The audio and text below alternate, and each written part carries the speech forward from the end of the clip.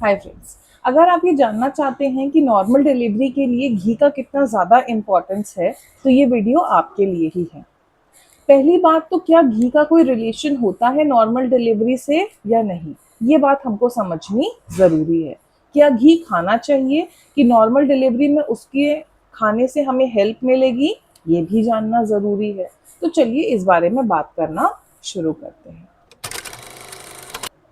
देखिए, मैंने अपने नॉर्मल डिलीवरी प्लान की थी और वो सक्सेसफुली अचीव भी हुई, लेकिन इसका घी से कोई लेना देना नहीं था। क्यों?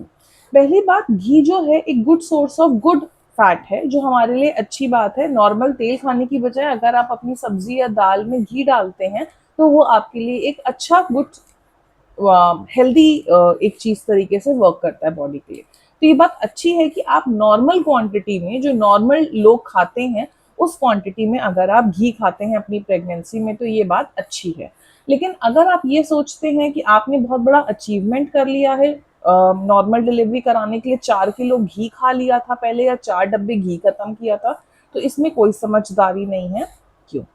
पहली बात तो जो हम घी खा रहे हैं इतना सारा, दूध में डाल के, सब्जी में डाल के, दाल में डाल के, एकदम तर रोटी खा रहे हैं घी से, वो कहाँ जा रहा है? आपके मुंह में जा रहा है। मुंह से जाएगा पेट में, पेट से जाएगा आंतों में, और आंतों से हमारे एज अ फीकल मैटर, मतलब जो पॉटी होता है उसके थ्रू बाहर आ जाएगा।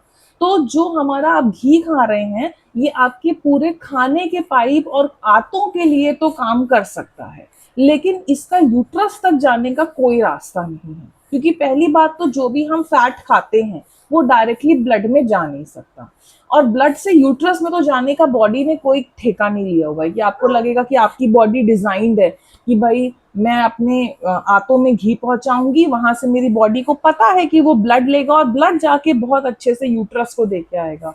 नहीं, ये आते हैं, ये यूट्रस है, इनका आपस में कोई लिंक नहीं है। आते पीछे हैं, यूट्रस नीचे है, इस तरीके से। अब यहाँ पे आपने जो घी खाया है, वो इस तक कैसे पहुंचेगा?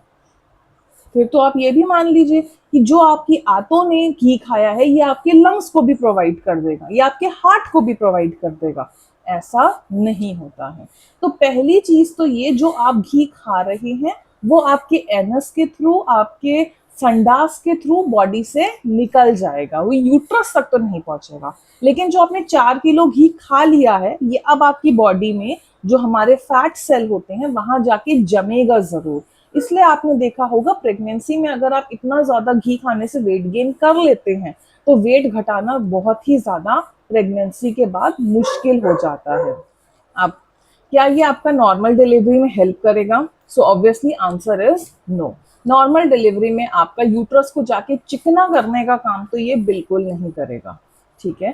तो अगर आप 4 किलो या 2 किलो या 1 किलो घी खत्म कर रहे हैं अपनी प्रेगनेंसी में, तो आप अपने अंदर एक फैट का कंटेंट अच्छा बना ले रहे हैं, जिससे हाँ एक कॉम्प्लिकेशन जरूर जनरेट हो सकता है, जिसकी वजह क्या है? आपका वेट गेन। प्रेगनेंसी में वेट गेन बहुत ज्यादा अच्छा नहीं माना जाता है। ये नॉर्मल डिलीवरी के प्रोसेस को रोकता है, कम करता है चांसेस को। और अगर आप सी सेक्शन में जाते हैं, तो फैट लेयर ज्यादा होने की वजह से डॉक्टर उसमें भी कॉम्प्लिकेशन बताते हैं। साथ में दर्द बहुत ज्यादा होता है, क्योंकि ज्यादा लेयर्स कटती हैं बॉडी में अब। तो इसलिए अगर आप घी लिमिटेड क्वांटिटी में खाएंगे, तो जरूर चांसेस हैं आपके नॉर्मल डिलीवरी हो सके। मैंने मैंने जो नॉर्मल खाना होता है, जैसे कि दाल अगर दिन में एक बार ले रही हूँ, तो उसमें थोड़ा सा घी डाल लिया, आधा चम्मच, 1 चम्मच, सिर्फ टेस्ट के लिए और गुड फैट कंटेंट के लिए। रोटी में चुपोड़ के और दूध में डाल के मैंने डिलीवरी से आधा घंटा पहले तक नहीं पिया था। मुझे नहीं करना था ये सब काम। उसके बावजूद मेरी नॉर्मल डिलीवरी हुई, बहुत आसानी से हुई, पुश करना इजी था। उसके लिए डॉक्टर्स को तरीके ऑलरेडी पता हैं। आपके घी खाने से आप सिर्फ समस्या में फंस सकते थे। मैंने अपने डॉक्टर से पूछ भी लिया था कि भाई अगर इतने लोग कह रहे हैं कि घी खाना इतना ही अच्छा है और मेरी डिलीवरी नॉर्मल ही होगी, तो मैंने एक नहीं 4 डॉक्टर से पूछा, और चारों डॉक्टर ने कहा इसका कोई रिलेशन नहीं है। फिर भी मैंने अपने कंसर्न के लिए, कि भाई हो सकता है वो इतने ज्यादा साइंटिफिक तरीके से बात कर रहे हैं, वो नहीं मानते हो, थोड़ा रिसर्च देख लेते हैं। तो रिसर्च ने भी क्लियरली यही बताया कि भाई आंतों और यूट्रस में कोई लेना देना नहीं है। इस तरीके से तो आप ये कहिए कि जो आपके मेंस्ट्रुअल क्रैम्प्स मतलब जो पीरियड्स हो रहे हैं यूट्रस में वो भी आंतों तक पहुंच जाएं। जब दोनों का आपस में लेना देना ही नहीं है तो आप क्या आंतों में खा रहे हैं वो यूट्रस तक एज इट इज नहीं पहुंचेगा। हाँ, न्यूट्रिएंट्स जरूर, जैसे कि आपने जो गुड फैट लिया है, घी लिया है, उससे जो आपको न्यूट्रिएंट्स मिले हैं वो आपकी पूरी बॉडी को दिए जा रहे हैं तो वो यूट्रस को भी दिए जाएंगे। लेकिन अगर आप हद से ज्यादा उसको खाएंगे तो वो वर्क नहीं करेगा। ठीक है, तो आई होप आपको ये बात समझ में आ गई होगी कि ज्यादा फैट कंटेंट लेने से कोई फायदा नहीं होगा, अननेसेसरली वेट इंक्रीज ही होगा। मैंने अपना आपको रियल एक्सपीरियंस बताया है कि मैंने कोई घी नहीं लिया था, उसके बावजूद मेरी नॉर्मल डिलीवरी बहुत इजीली हो गई थी। तो आप ये भी समझ सकते हैं कि किसी ऐसे इंसान से आप जान रहे हैं जिसने नॉर्मल डिलीवरी की है। मैं सिर्फ ऊपर से बात नहीं कर रही हूँ कि हाँ मैंने सी सेक्शन करा लिया था और घी नहीं खाया था और ये सब, इससे आपको सिर्फ प्रॉब्लम ही होगी।